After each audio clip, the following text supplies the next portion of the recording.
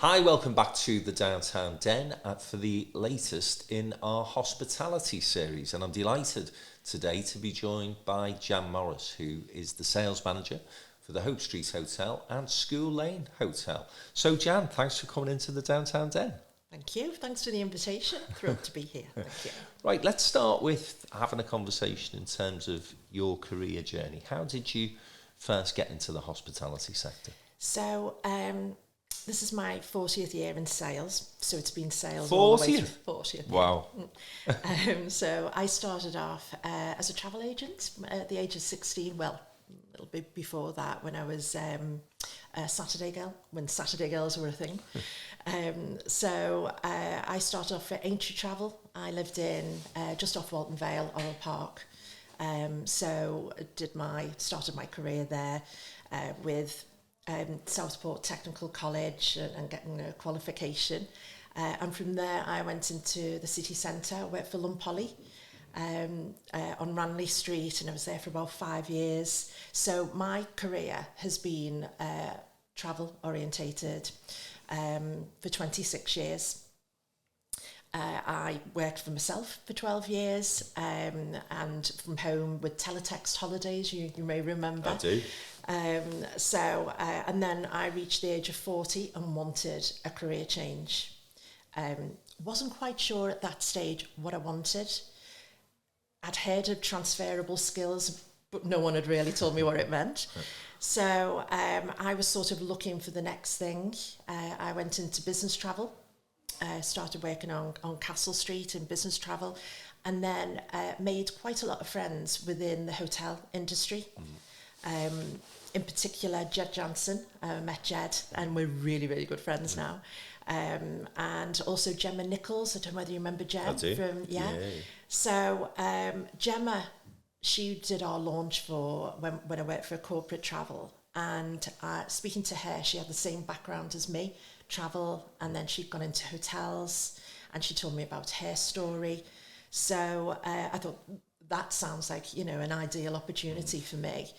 So my first role within hospitality was working for Stephen Hesketh in Bridge Street Service Departments. And it was a brilliant job, absolutely superb, because this was the start, about 14 years ago now, the start of serviced apartments and the boom that sort of came with that. We were in Liverpool 1. And we had their machine, as well as, for marketing and such. But Bridge Street was an American company, so they were really good with relocations and such. So I learnt my craft there. And then an opportunity came up for Crown Plaza in Speak. And they were after a director of sales, which was perfect for me because I was selling meeting rooms and restaurants, and I was in the business district of Speak, with all those fabulous companies. So moved over there and learned a lot from IHG. Q Green was the company, lots of training, loads of friendships made there as well. But more importantly, I was in a real growth area of the city. So it was Jaguar Land Rover, all the pharmaceuticals, and then the machine that's around Jaguar Land Rover as well, the distribution, companies. So it was completely different. And I would speak to my peers in the city centre, and they'd be struggling, midweek there. It's a different kettle of fish. Yeah. However, we used to yield through the week, and then weekends, lower prices. Yeah, just because we were that little bit further out. Meeting rooms were always full. And what a beautiful building as well, 1930s. And being the old airport, it had rich in history. So I did miss the thrive and things going on in the city centre. I would always be involved, and I would come to a lot of downtown events and keep my finger on the pulse and find out what's going on. Anyway, opportunity came, and I went to Hard Day's Night Hotel. Bit of a Beatles nut, so that's a good worked fit. really well. Yeah, it worked really well. And it was really good change because, yes, there was business there, part of Millennium Hotels, who have got a big machine, you know, a Chinese company now, Singaporean company. So they had a lot, you know, going on for the business traveller and such, but very much it was leisure. And of course, that's what Liverpool's based, you know, its success on, especially midweek. So a lot to learn, you know, and it was a lot of people as well. And I met some fascinating people along the way.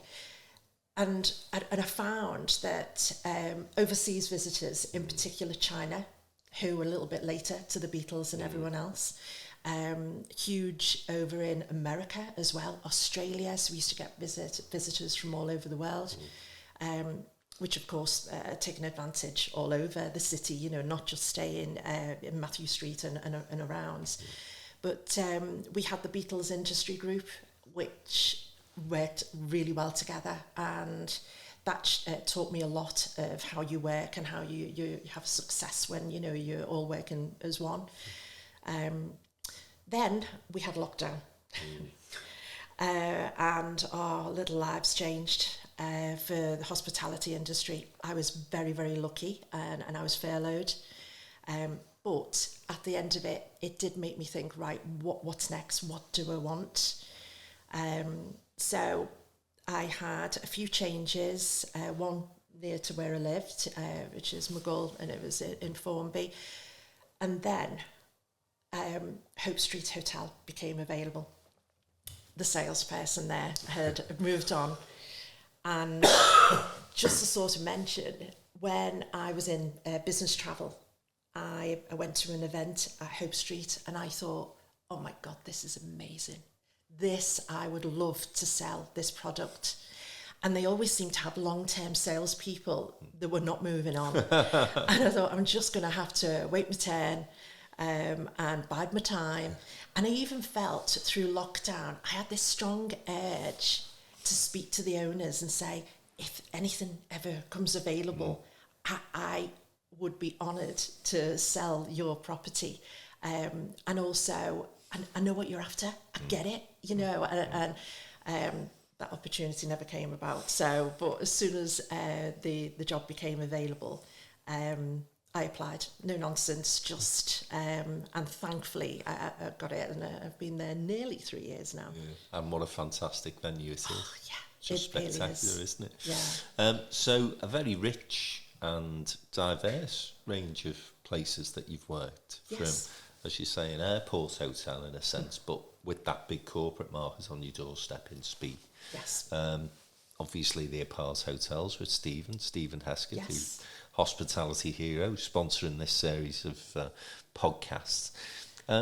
Let me just get your reflections on your time at the Hard Day's Night, because again, I think this is an interesting aspect of anyone from any part of the country will have a hook for their city or their region. Obviously, the Beatles is a huge draw to Liverpool.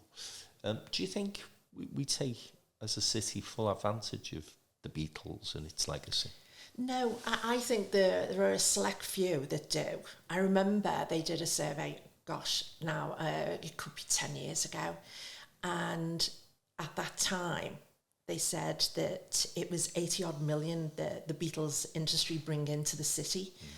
I would say, you know, it's probably a lot more. And that's when the Beatles industry group was sort of formed, if you like. Everyone was doing their own individual thing, but it was trying to rein it in and, you know, bring it together. A bit of coordination.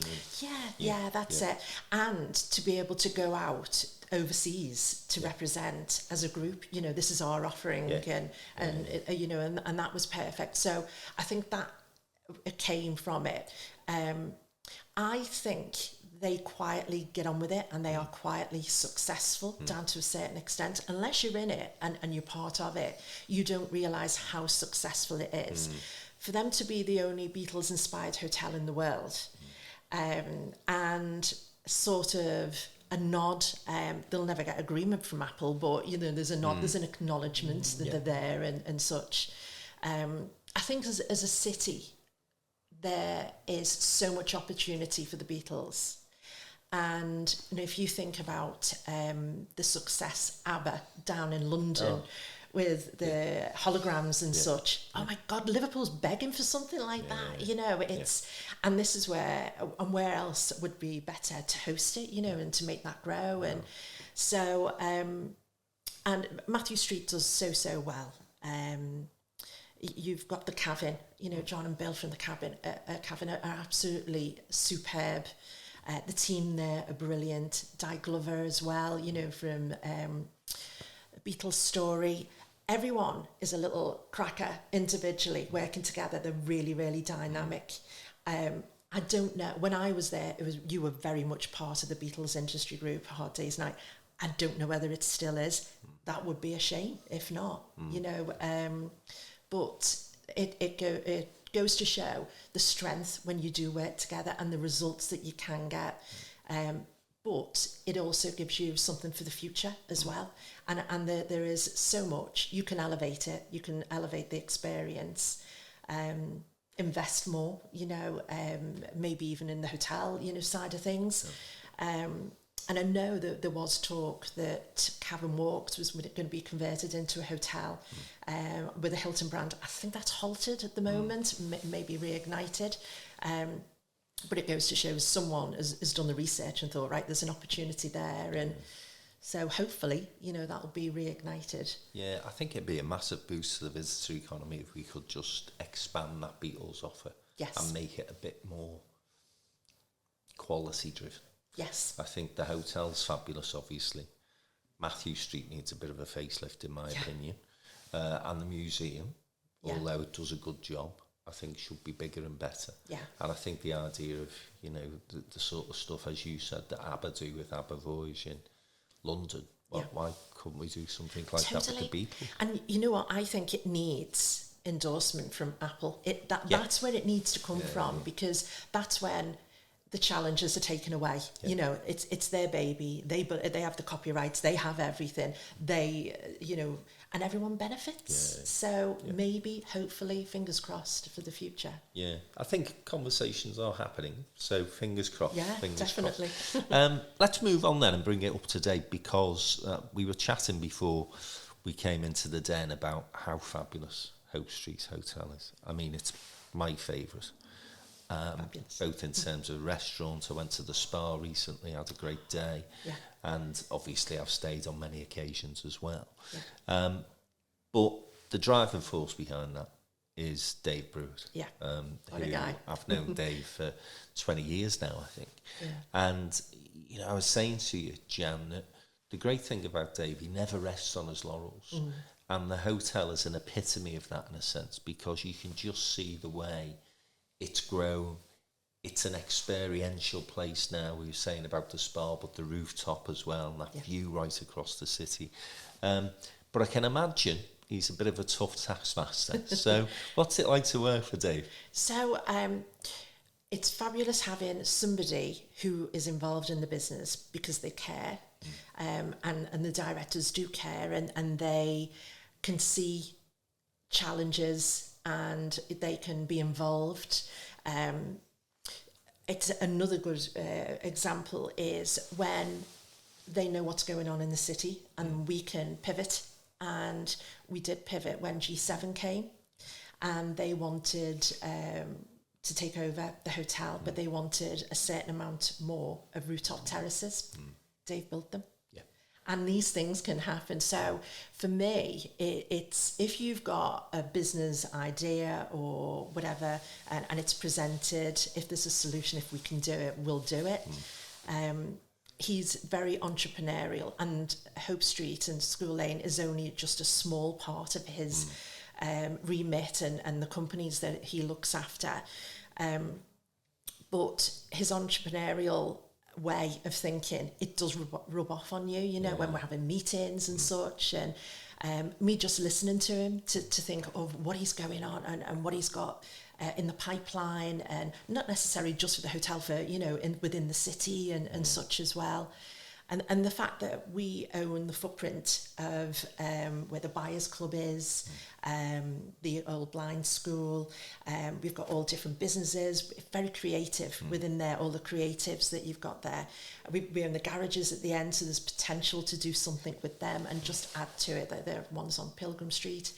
The hotel, as we said, it has grown from a 48-bedroom boutique hotel to an 89-bedroom hotel when the next door the police station came available, which was a very unloved, awful building. So it's now loved again and being brought into part of the hotel. And then when we had the opportunity for the Old Blind School and to build those extra floors on top, to have those rooftop suites with the spa baths and the sunset views and to look at the sunset going down over the Wirral, it's just perfectly placed. And then as well for the event spaces. So with those terrace, one takes in the view of the Metropolitan Cathedral and the other takes in the Anglican, and then the city in between. You can see the Welsh Hills on a good day, the River Mersey, and it's a good place to sort of capture what's going on in the city, to see how walkable it is, to point out all the highlights, the pierhead, the liver beds and such. So we're really blessed that there's a slight incline on Hardman Street, that we get this most amazing view. And I imagine, well, I don't know, but I imagine that maybe Dave didn't even think of that when he got a 48-bedroom hotel, and at the start of it, but it's grown at a pace. And we're really lucky to be in the Knowledge Quarter. Hope Street is such a beautiful street. I don't know what year, but it was voted the best street in the UK. And, it's every year that should be, in my opinion. It should. And I think as well, within the neighbourhood of the Georgian Quarter, Falconer Street and Falconer Square, wow. Beautiful. They're just, I don't think enough people within Liverpool take the time out to have a little stroll around the Georgian Quarter and just drink it all in and see those fabulous buildings, and see those beautiful homes, Falconer Square as well, and then Hope Street with all the pavement cafe culture. It's just beautiful. And of course what they're doing in the Knowledge Quarter as well, around by Paddington and the growth that is coming with all different businesses there as well.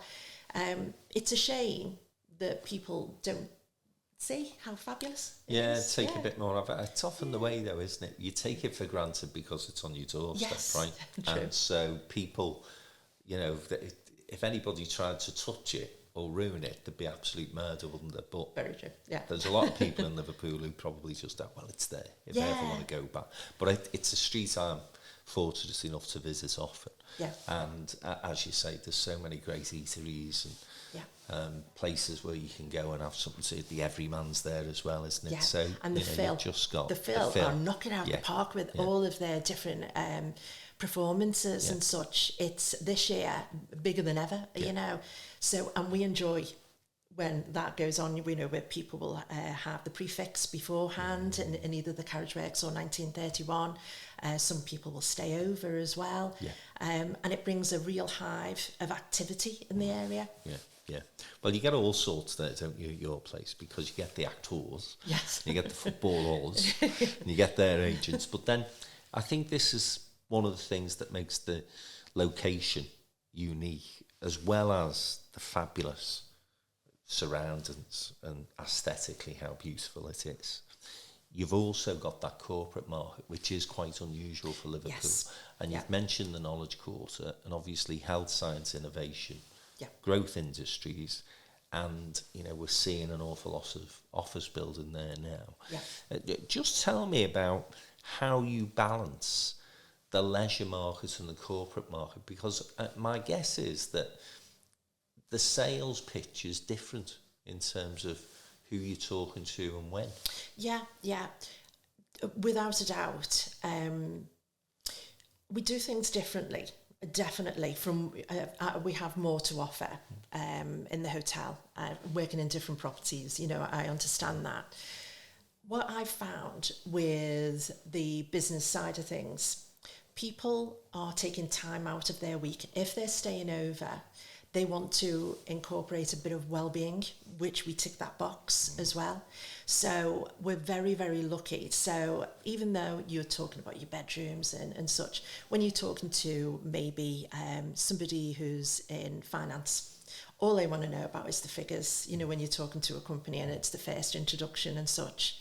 But then it changes when you're speaking to the bookers, because you will tell them about the delights of the hotel. This is what you can do. Often we'll say, come in, experience it for yourself, just see what. So that's what we do with the many bookers. And then the individuals, we, for the corporate guests, we let them know with our confirmations that these things you can do and be suggestible, with you could have a 2-hour thermal journey. We've got a complimentary gym, which is really well equipped as well. So we can be suggestive and let them know about the restaurants and, and different things. So it's sort of, I think that there's a term now called bleisure. Been knocking around for a bit, and that I would say, because we're very much that particular property, and I find that with a lot of corporate companies and individuals, they probably want to know what's in it for me, So, and I'm sure that comes to when they're choosing hotels.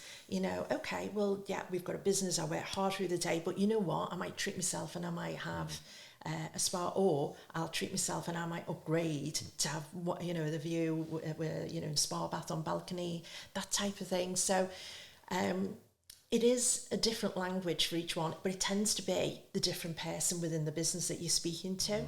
What we have, which is something that I learned just nearly 3 years ago with joining Hope Street, we're very different the way that we approach things.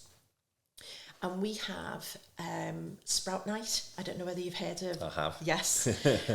And Sprout Night is the way that we sort of say, right, Christmas is here, everyone can enjoy themselves. And it's normally the end of November. And it's all about the sprout. And we open up the 5th floors, and we have fun and games. We have a cook-off with our chef who tells you how to cook sprouts with different recipes and such. And even the non-sprout lovers end up being a sprout lover, or maybe not as a first year. And we have fun and games on the evening, loads of different prizes. We watch the city, all the twinkly lights and such. It starts about 5 o'clock, finishes about 7:30. And for us, it's a lovely way to thank all of our corporate clients. And the turnout is absolutely superb. And then everybody goes home with a sprig of sprouts and the recipes. And it's weird because you can see little sprouts all the way down Hardman Street that's come off the sprigs.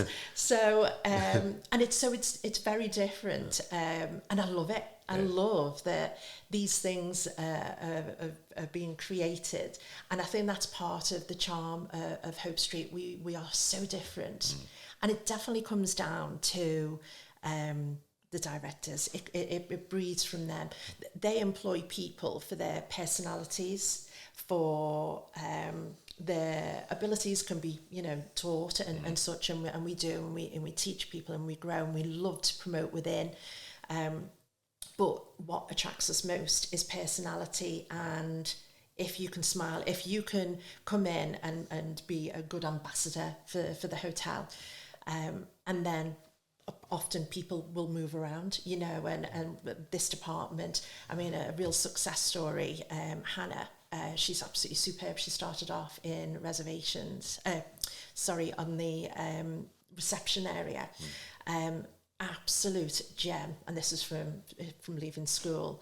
So many different abilities and wanted to grow, and now she's finance assistant, and they saw the ability there, and they wanted to grow.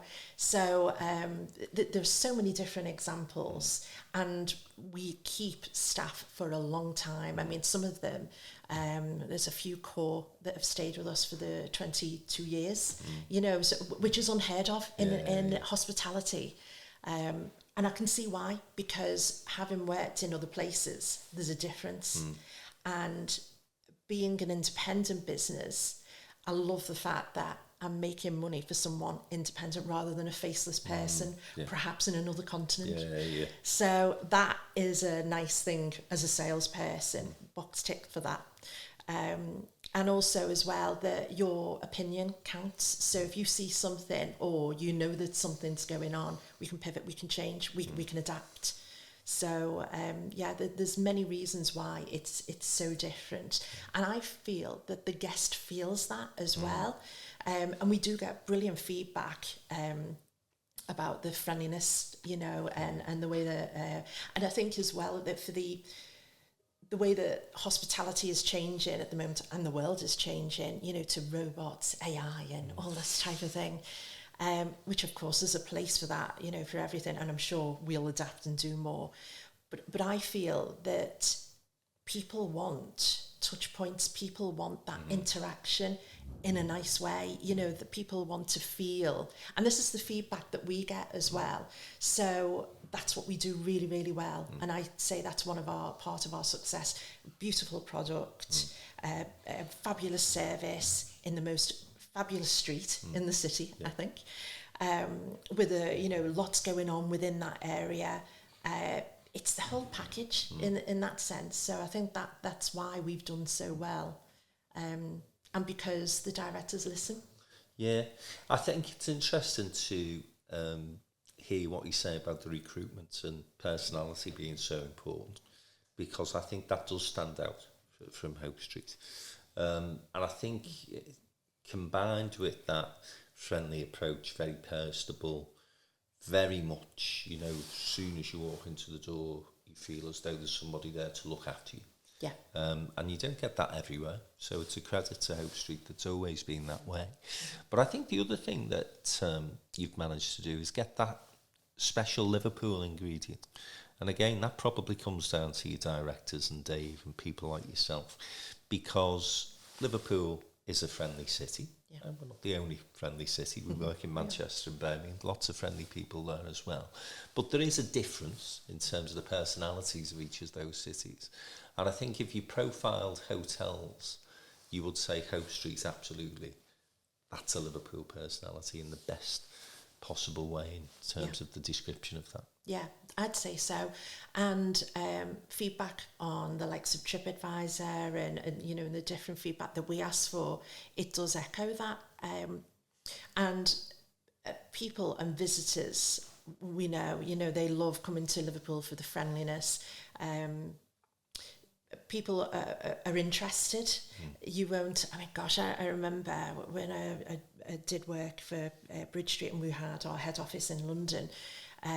It's a different kettle of fish. People would mow you down while you're walking, and nobody, and everyone has their head down and such. It's such a contrast. As soon as you get off the train, you're on the tube and you think, right, that's it, it's London, and it is such a contrast and a slower pace in Liverpool as well, and a friendliness, and that comes off when you arrive in Lime Street, I think, and testament to everyone. Yeah. Now, as I say, listen, it's a fabulous hotel. If you've not been, anybody listening, honestly, it's an absolutely fantastic experience. Even if you're from the city, I would urge you to go have a look at the spa. And as I say, enjoy a great day there. Award-winning spa. It is special. It is special. Let's just get into a little bit more of the challenging aspects of hospitality at the moment, though, because we know that there are some places struggling. We've seen lots of pubs close, for example, hotels not perhaps getting as much profit as they did previously. But we were again chatting before we came into the den, and we were saying that Liverpool hotels have just recorded their best number of beds through the summer, which is fantastic news. Yeah. But the other thing I think we're starting to see is an appreciation of that quality offer. Yeah. And if I can describe it this way, Jan, high end. Yeah. And you were saying that you've seen a real boost Yeah. in recent months in terms of business. Unbelievably. We've had, August was our best on record, which normally is a bit of a damp squib, because especially us being in the knowledge quarter, because all the universities are closed and whatnot. So we've seen the latter end of this year, Q2, and projected for Q4. It's absolutely brilliant. We're doing really well, and that's a mixture of leisure, business, groups, sports, film, anything that's coming in the city, being all over it. Interestingly, we don't tend to get a lot when there's something comes on in the ACC.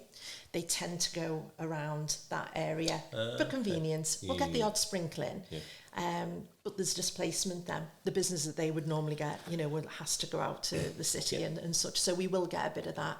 We make our own luck, and I'm glad we do, because you can't rely on that happening all the time. So, and for me, it's with my role, it's looking for that base business, that growth-based business, growing it within our hotel, and growing it, the relationships, looking for the next opportunity. So we are lucky in that respect that I've got a lovely hotel to show off, and they come in and it's sold, it is such a beautiful, especially when you see the views and such. So for me, it's getting them in. Once they're in, that's it. It's a done deal. So it's looking at all different growth sectors, as well as the knowledge quarter and what that brings in with the Liverpool School of Tropical Medicine, all the unis and such.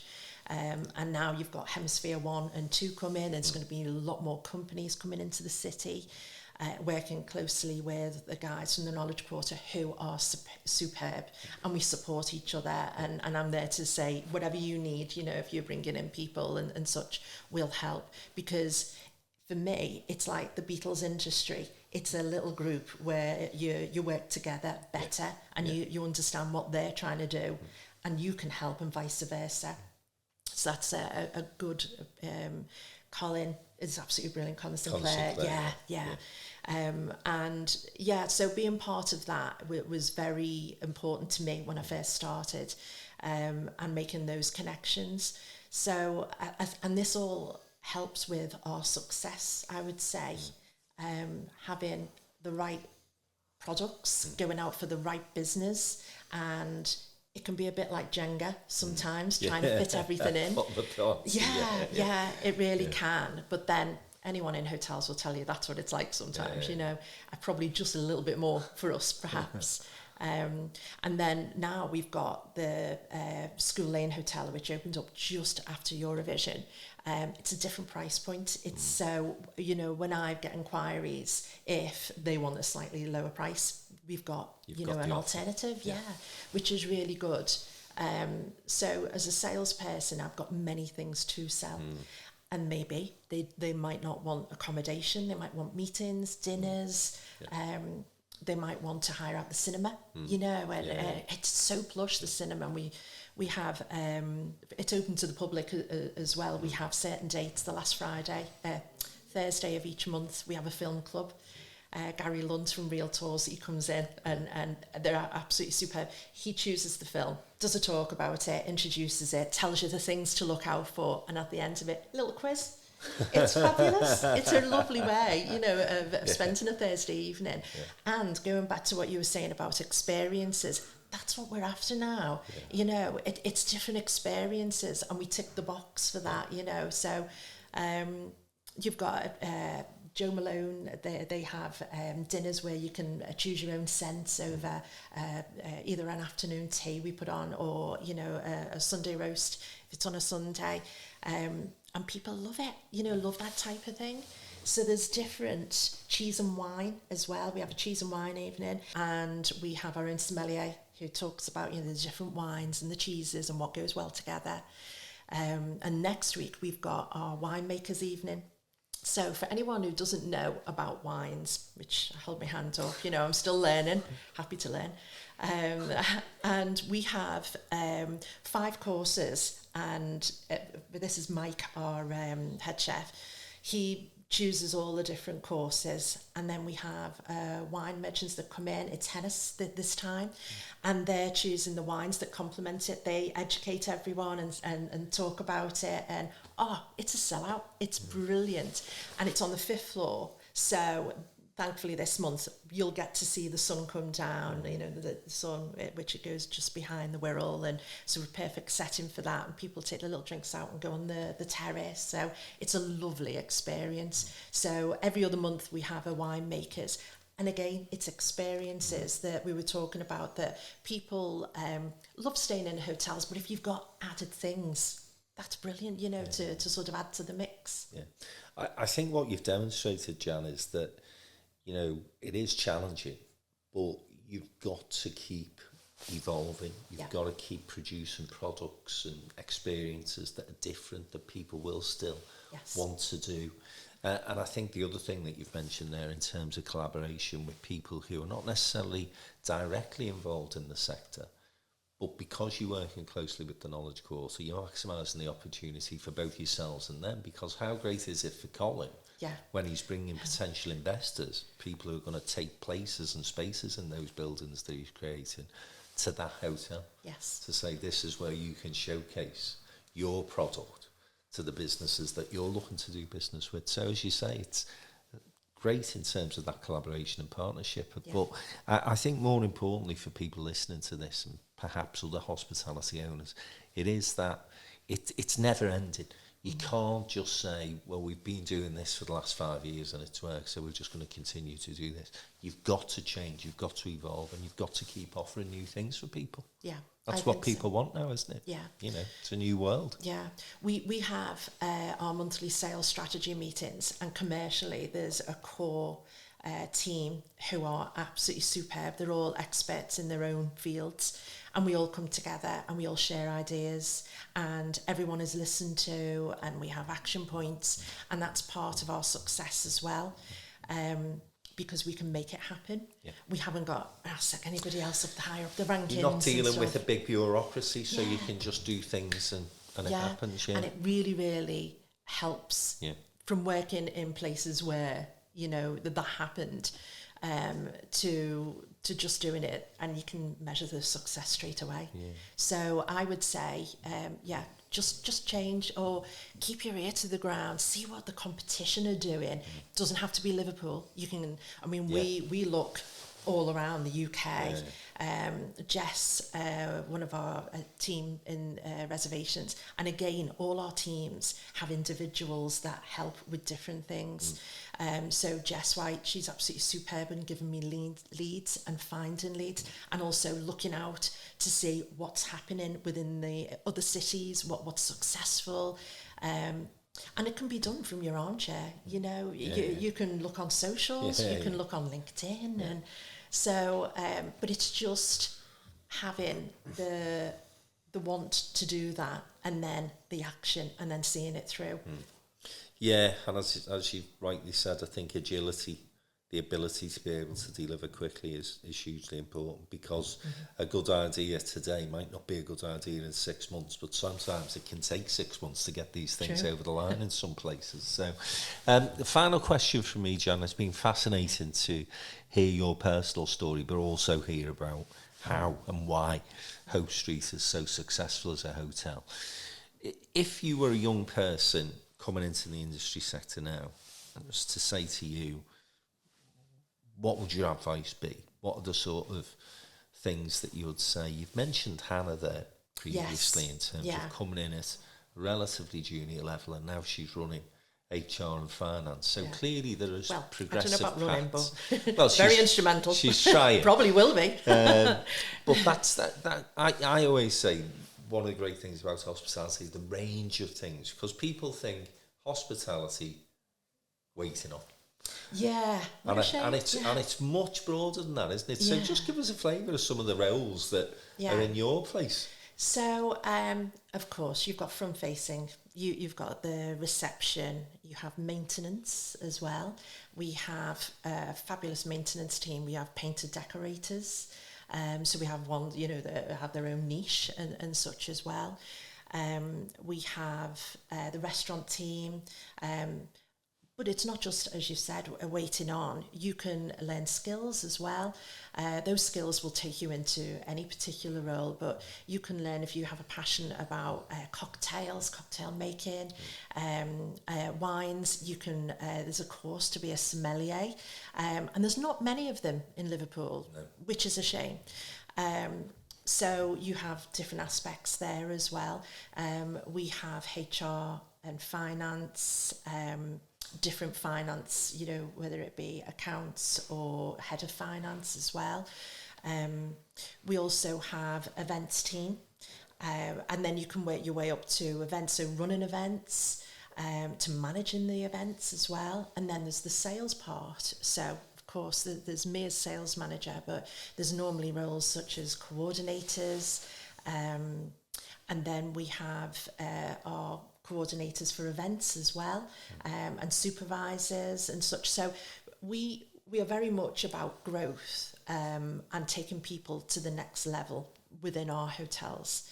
So and that there's opportunities. There's one of our team, Maisie, has just come from events and she's coming to reservations.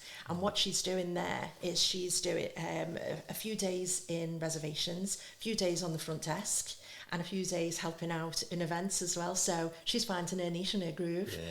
Then you also have the spa. I mean, that's including, that into the mix as well. So you've got spa reception, our hosts, and then, they can get the qualifications to actually do the treatments, the beauty treatments, and then you step up to be a manager as well. So there are, I think, a lot of people that do come into our hotel maybe have come through the events because it suits because it's evenings and it suits them, and such, and that's fine. But once they're in, they think, hold on, I can do this, I can do that. And next week, I'm going to University of Liverpool with Samantha, who's our HR manager, and we're going to a part-time fair, part-time jobs, to basically introduce and let everyone know, it's not just about waiting on. There's so much you can do, and there's so many qualifications, and all these skills that you learn along the way are so transferable, for your next opportunity. And so it's making them realise that it's not a one-stop shop. It's the start of this fabulous career that can take you anywhere. No, it's a great sales pitch, that, John. I can understand why you're a sales manager. Yeah, I think the other thing I'd say to any young person we've found to hear, in terms of people we've employed, that it does give you a very wide range of skill sets if you've been in the hospitality sector as a young person for a couple of years. So even if it's not something you see as a longer term career, as you say, those skills are so transferable. You can transition to other work, and the things that you've learned from hospitality will always apply whatever job, because in most industries, wherever you are, if you're good on the telephone these days, if you can look people in the eye and smile at people, then that goes a long way. So I would certainly say to anybody who's looking for a job at university, maybe, as you say, they find the niche and they go on and have a great career in hospitality, but even if they don't, there's still ways in which you can use those skills that you learn. Yeah, so, very true. Yeah. And the friendships that you make as well. Yeah. And the social life. It's fab. Yeah, very good. Jan, it's been absolutely great speaking to you, and I can't wait to visit the hotel again. Yes, sure, definitely. It'll be soon. And give Dave Brewitt my regards, because we've had Dave in the den before. He is a great character and great personality, and as you say, a great entrepreneur as well, a real asset to Liverpool. So that's Jan Morris from Hope Street Hotel with us in the downtown den for this special series on the hospitality sector. Come back and join us again soon. Thanks very much for listening.